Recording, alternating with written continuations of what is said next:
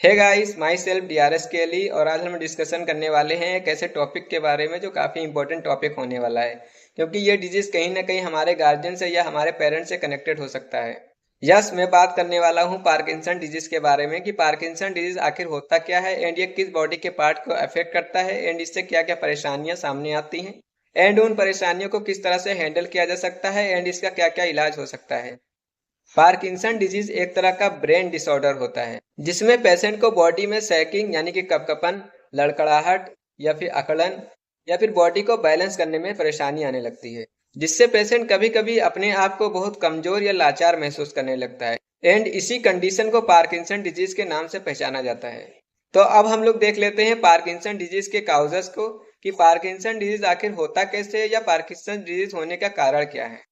जब किसी पेशेंट के ब्रेन के अंदर प्रेजेंट बेसल गैंगली के भीतर किसी कारण से न्यूरॉन्स की डेथ हो जाती है या न्यूरॉन्स खराब हो जाते हैं, तो उस कंडीशन में न्यूरॉन्स डोपामाइन का प्रोडक्शन बहुत कम कर पाते हैं, जिससे पेशेंट की बॉडी में डोपामाइन की कमी हो जाती है और यही ब्रेन में डोपामाइन की कमी ही पार्किंसन डिजीज का कारण बनती है।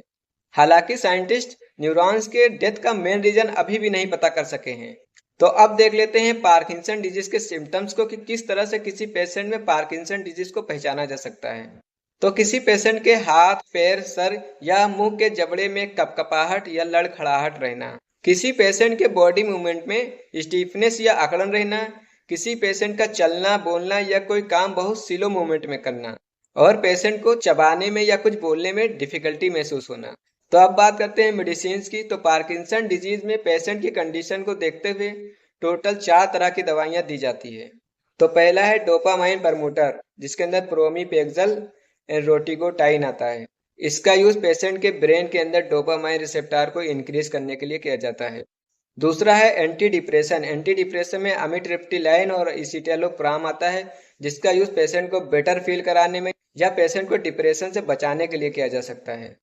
तीसरा है कोग्निशन इनहेंसिंग मेडिसिन, जिसके अंदर मोडोफिनिल एंड मिथाइलफेनिडेट आता है एंड इसका यूज पेशेंट के मेंटल हेल्थ को इम्प्रूव करने में किया जा सकता है।